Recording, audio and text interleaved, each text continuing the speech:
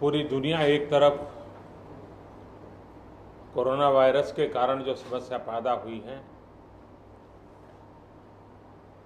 जिंदगियां बचाने के लिए दुनिया जंग लड़ रही है। ऐसी संकट की घड़ी में हिंदुस्तान की भी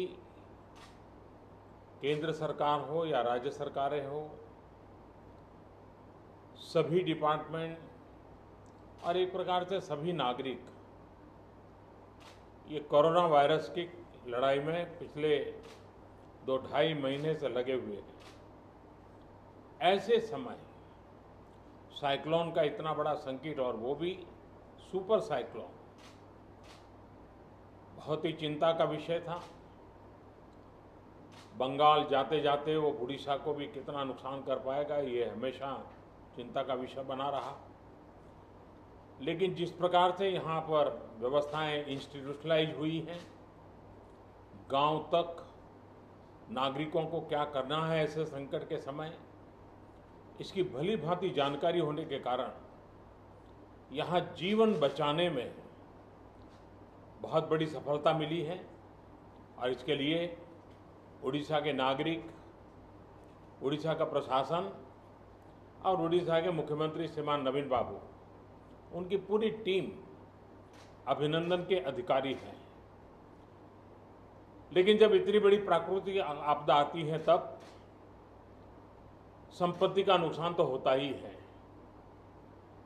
पश्चिम बंगाल की तुलना में उड़ीसा में उतना नुकसान नहीं हुआ है, लेकिन जाते जाते भी वो पूंछ पटक करके तो जाता ही है ऐसे प्रकार का संकट। और इसलिए हाउसिंग में, एग्रीकल्चर में, पावर में, कम्युनिकेशन में, इंफ्रास्ट्रक्चर में जो नुकसान हुआ है, तो मैंने आज पूरा डिटेल रिव्यू लिया है।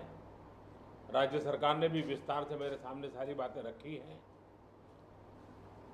यहाँ की सरकार की व्यवस्था की तरफ से बहुत ही जल्द उसका आकलन करके रिपोर्ट भारत सरकार को मिलेगी।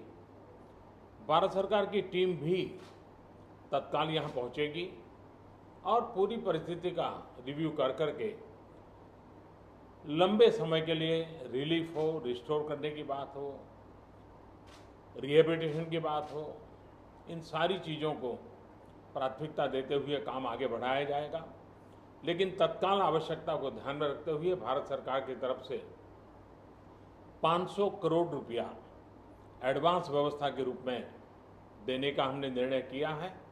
और बाकी आवश्यकताएं एक बार कंप्लीट सर्वे होने के बाद, रिहेबिलिटेशन की पूरी योजना बनने के बाद, भारत सरकार भी कंधे से कंधा मिला करके ओडिशा के विकास की यात्रा में और इस संकट की घड़ी से बाहर निकलने के काम में पूरी तरह मदद करेगा। बहुत बहुत धन्यवाद।